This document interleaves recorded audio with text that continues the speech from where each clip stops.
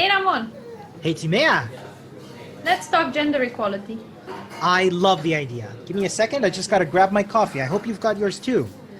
Yeah, right here. Hello to everybody listening in. Here is Timea and Ramon with another episode. And today we have a special guest invited to our podcast, Luan from the FIMO NGO. Welcome. Hello, welcome. Thank you very much for inviting me. I'm Luan. I'm from FIME. It's the only intersex-led organization in Austria, and we are based in Linz in Oberösterreich and also in Vienna. It is an absolute pleasure to have you on, Luan. We are very excited. I will admit I was at a disadvantage when I learned about FIME and your work, but I was very excited to hear that this work exists in Austria, and I've been following it now with some very intense happiness. And yeah, before we go into FIME and everything, we'd love to hear more about you, Luan. A quick note for our listeners. We might switch between English and German terms. I will do my best to keep things, let's say, consistent. So if there's a term, Luan, please, you are at home on the web. If you need to switch at any time, please let us know. And yeah, we'll do our best. So, Luan, please introduce yourself to our listeners, a little bit about your background, your pronouns, as well as maybe three fun facts about yourself that you can share with the audience. Okay, three fun facts. Okay, I will think about that. As I already said, I'm Luan. I'm from Austria, but now living in Berlin. So if there is not COVID-19, then I'm actually switching between Vienna and Berlin. But right now, I'm since the last months in Berlin. In Austria, I'm working on a volunteer basis for FIME, the intersex-led organization in Austria, and I also work here in Berlin for OII Europe. That's the head organization for many intersex-led organizations in Europe. And there I work as on a part-time employment. Yeah. My background, so I don't use pronouns, so I'm Luan, and I don't use pronouns. My background, I worked many years on the finance side. I'm coming from the finance side. I'm a finance nerd and numbers nerd. And I don't know, like now, nearly 6 years ago, I quit my job and had a break, just took time off. And then I started just to work anymore for NGOs.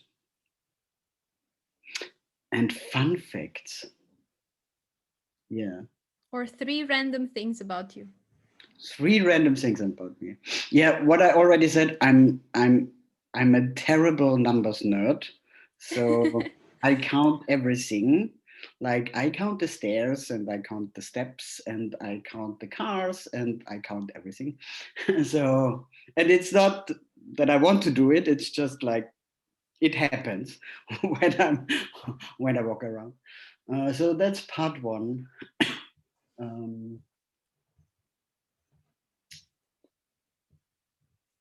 I totally love opera. And I think I started when I was 16. And it's it's incredible music and atmosphere for me. Do you sing? I did when I was young. I was very long time in a choir, and I sang many years. I also performed in schools and things like that. Mhm. But like after my voice broke a few years ago, um, I stopped, and I didn't try anymore since then. So, yeah. So tell us a bit about, okay, finance, numbers nerd, but volunteering is totally different or not. What brought you basically in the communities you are part of now? Yeah, I'm an intersex person, and Okay. so I was born with a variation of sex characteristics, Mm-hmm. and after my birth, like directly after my birth, I had a non-consensual surgery um, in the hospital where I was born, uh, and even like my mother did not really get the full information. Hmm. So it took me many years to realize. Um, and in between I worked a very long time like in the LGBTI community, so I worked many years for, or also on a volunteer basis in the Rosalila Villa in Vienna. Okay. So it's the first gay and lesbian house and counseling in Vienna. Yes, and then in 2015 um, I found out the truth about me. Okay. And that's when I started to put my energy for activism in intersex activism. Wow, you have a very personal gain and drive in here in that direction. Um, it's just curious that you already were attracted to such causes with the LGBTQ community already before you knew. Um, Yeah. what drove you to that involvement? What drove me to that involvement? Or let me put it I like that. I always ask our guests, there's um, there's a big what should I say? There's a not a big reason necessarily, but there is a different motivation of why a person does community work, right? And maybe it starts with friends, maybe it starts in the university. That's how it started for me. Um, but then there's a conscious decision when you go into professional life to continue it or not, right? Because it's taking a lot of your time. And I'm interested and curious to know what keeps you going, right? Like, why are you still involved? And then you decided to move from the corporate environment to really NGO part time now. I'd like to um, recall on that with you. I'm a very political person, and Mhm. that since I'm very young, and that was also always something. Even though I worked in a big company or things like that, that was always very important for me. So even though when I was very young, I I went to demos and everything. So it is a big part for me. Um, and uh, and I don't like discrimination in any matter. It's just Mhm. for me, it's just like it's a no go. You don't do that. You know, it's not how we people should work together or should be together. You Absolutely. know? It's just a no go for me. And like finding a place in the LGBTI community or in Rosalila Villa, of course, was something because I like I had a surgery when I was a child, what I already said, and they assigned me as female. So they assigned me as female. I had many years of female hormones, what I had to take to. Uh, so they tried with that I also look that way. They did the surgery, and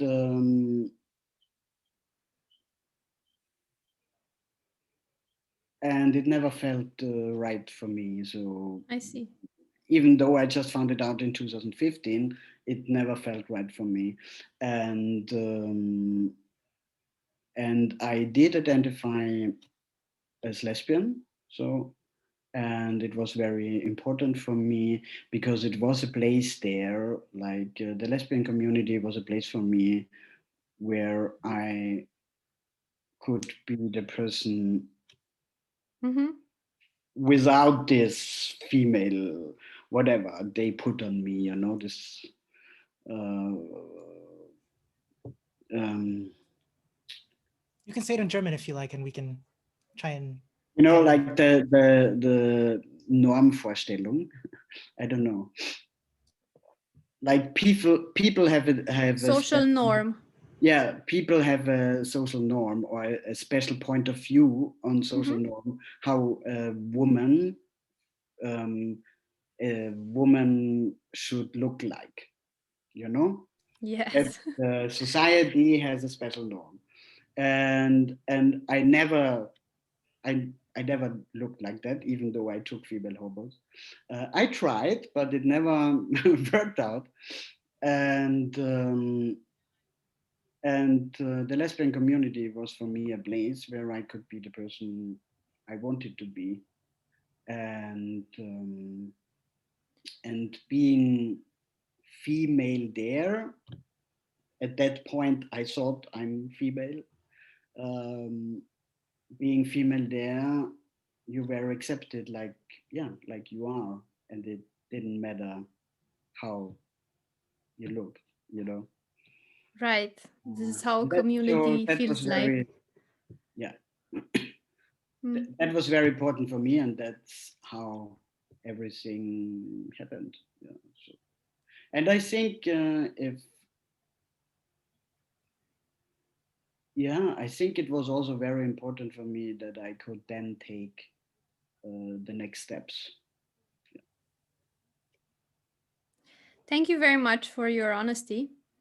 Um, it really it makes me realize from what a position of privilege I come from sometimes, and definitely pushes on my unconscious biases. And I'm so happy that I met you at the Fem Initiative at VU. You were giving a talk there, exactly representing the community, and it just felt the atmosphere, first of all, felt welcoming for this communication that I think and the dialogue that needs to exist, right? To try to grow as a society together in not being in any way discriminating of any aspect in diversity. Sorry, just to quickly jump in for our listeners, could you tell us what the Fem Initiative event was, please? I'm rather new to it, to be honest. I know that it happens at VU every so often. We actually started to promote them as well. Sorry, And sorry, VU. sorry, VU, the Wirtschaftsuniversität in Wien, of course. Thank Being you. from Vienna, we always like unconscious biasly know that. Vienna University of Economics and Business, of course, Thank you. and it's a freshly started initiative as far as I noticed. So let's try to shout out and have them as guests. Sounds great. I think this is for us very humbling in terms of what we stand to learn. I think going into that for people wishing to learn more and to be able to listen more. If would you say for our listeners, I mean, you told us a little bit about what being what it means to be intersex. Could you also tell us what it is like? Of course, if you would like, if that's fine with you, what it is like to be a person an intersex person in Austria at the moment. What the rights situation is, what things look like at the moment. Um, so we do have since September 2020 a new edict on the legal gender recognition part.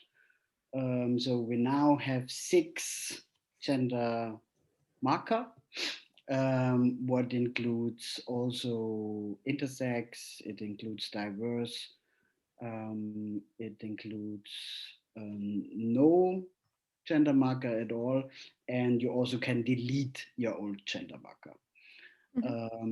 This is just possible because an intersex person went to court and fight it for 3 years in court for that. So you can see here, not the politicians are just doing that because they realize intersex people get discriminated. No, intersex people have to fight for the right and actually have to go to court. And it is just with the highest court in Austria, they said then, okay, it is discrimination, so intersex people also need to have their own gender marker, and then they worked on it. So just we had to go through all steps. And yeah, that's the gender marker situation. The situation on Sorry non-consent. and this is only since 2020 September, The you said? court decision was in 2018. Yeah, And the court decision was in 2018. Then it took quite 2 a years. time. It took a few months, and then we got the first edict. But the first edict was only with the diverse. Okay. And you had to go to a medical board, and this medical board had to approve that you are intersex. With working together with the Green Party and also with the SPÖ and NEOs, we managed to get the new edict. You still need a medical statement, but not anymore from this board. So you can go to your doctor of trust. Okay. What is very important for intersex people, if doctors like the things doctors did to us, when we were a child, teenagers, things like that. It's not easy that you then have a doctor of trust. So, and of course, you are definitely not going to a medical board. They approve that you are intersex. It's like before they cut off, things or cut out things of your body, and then you have to go there and say, oh, now I need this statement that I get my gender marker. You're not doing that as an intersex person. But now it's better, and yeah. So, but it's still our fight will get further because we want a self-determination legally. I just wanted to underline how current the situation and how current it is at the moment, and that it's just in 2020. Yeah. Somehow it sounds so ridiculous that it hasn't been there before in a way. Wow. Okay. Something that I am very guilty of myself is falling into complacency when I see issues being one and moved forward, and not realizing how we still have, as a society, as people, a very long way to go.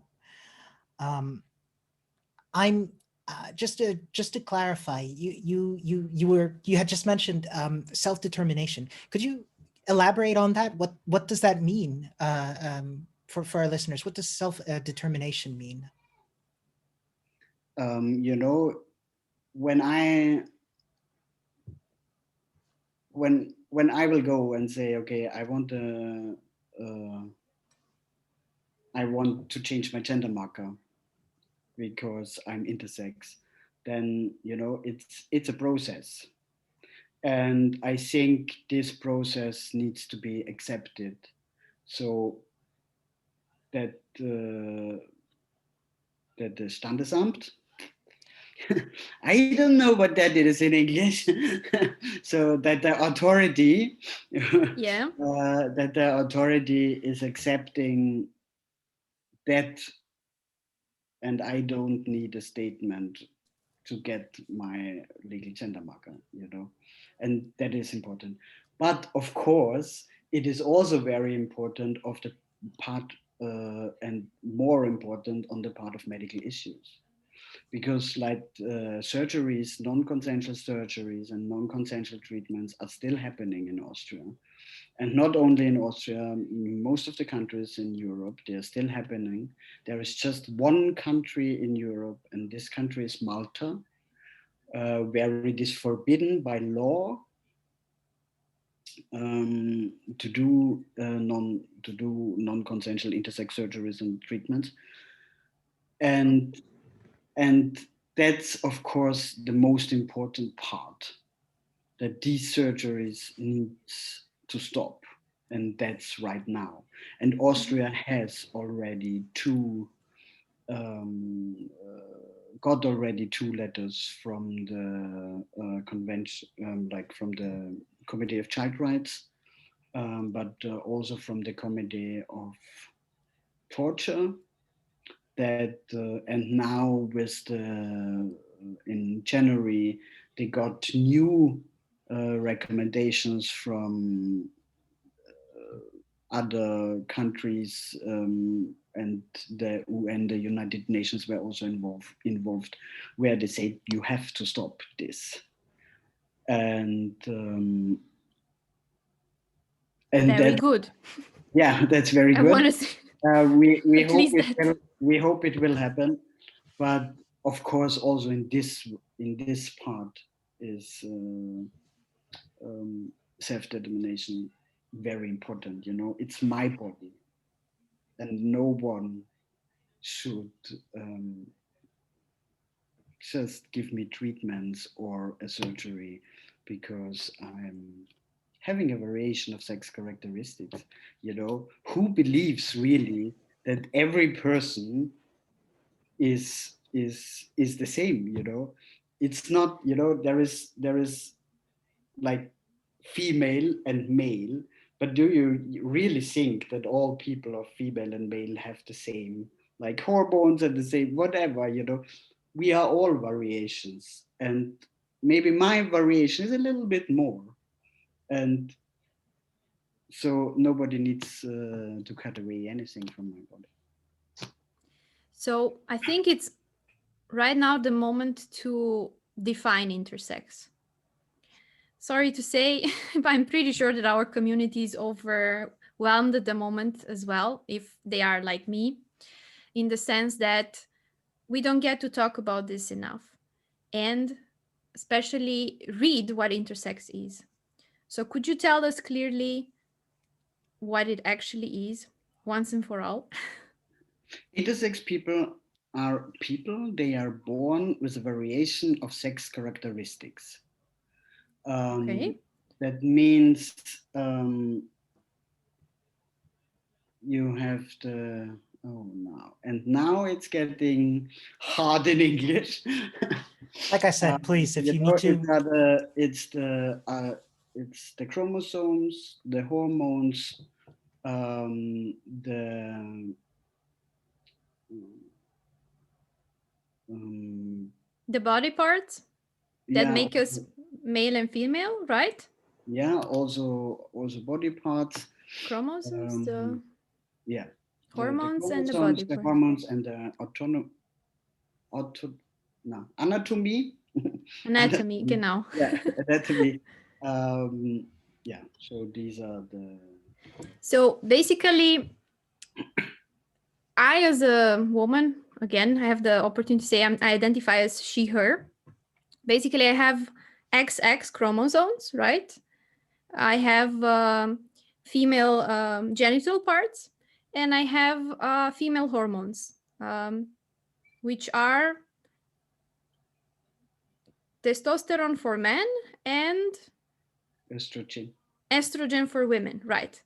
But if any of this is somehow different, like you have an XY chromosome, female genitals, body parts, and female hormones, that's basically an intersex person because one dimension is reversed.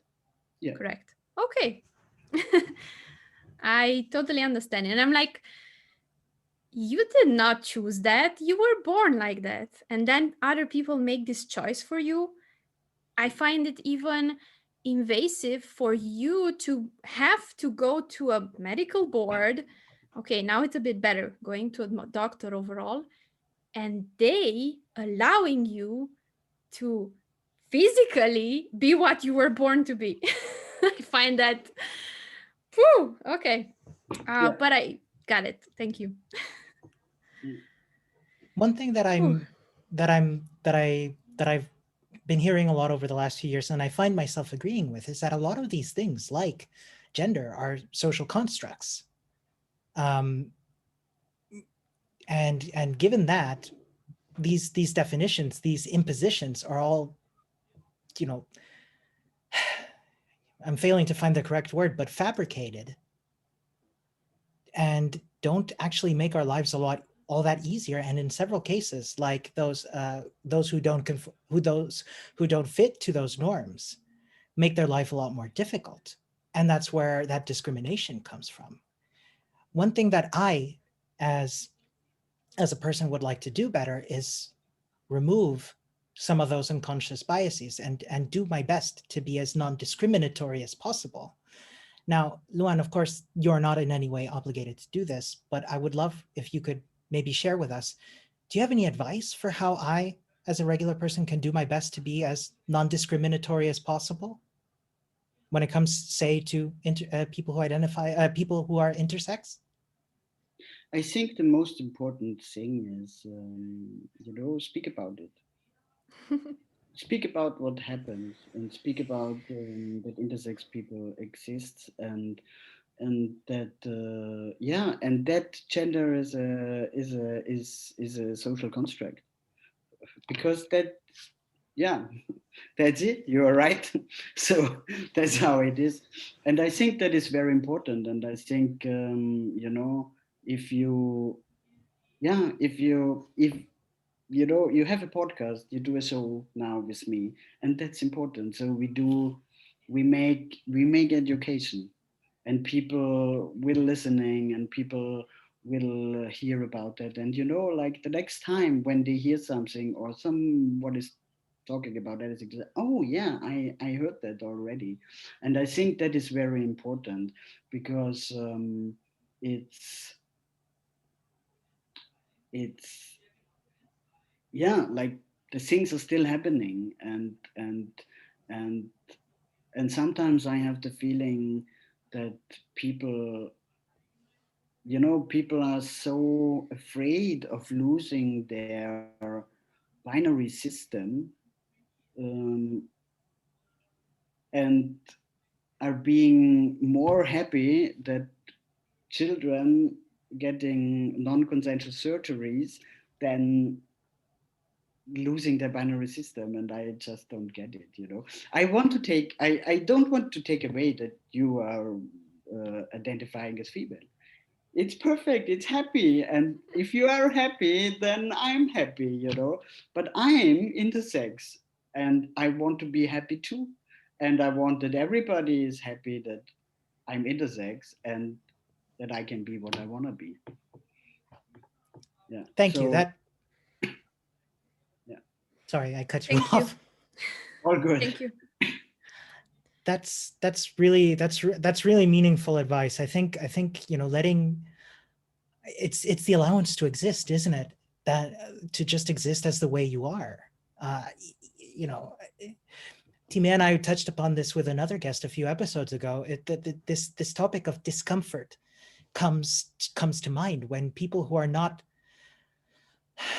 what's the word? I don't want to say who have probably not been exposed to the topic of, say, people who are intersex before. They get uncomfortable and they push against this in order to preserve and to protect themselves from that discomfort. And I think this is an opportunity to say it's okay to be uncomfortable. This discomfort comes from us learning to be better, to learning to listen, and it's going to be uncomfortable. And several times in my, I don't want to say, in my exposure, in my years of talking to people, I felt uncomfortable many times when confronted with things that are unfamiliar to me. And I think it's that discomfort is good. It means you're learning. It means you're growing as a person.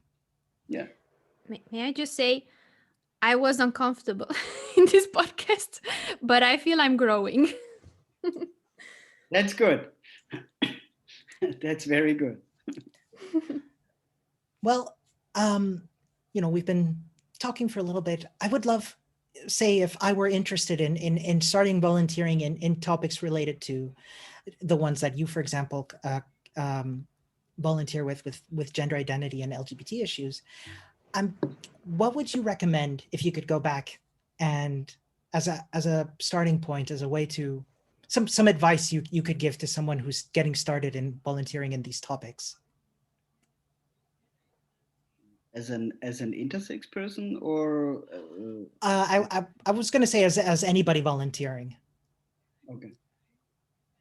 but of course with relation to the topics that you volunteer in, for example, with intersex people. So I think if you're an ally, I think the most important thing is if you really want to get deeper into this topic and you want to do activism, then just go to your then just come to FIBE, like or we have a group where allies are working with us. It's called PIE.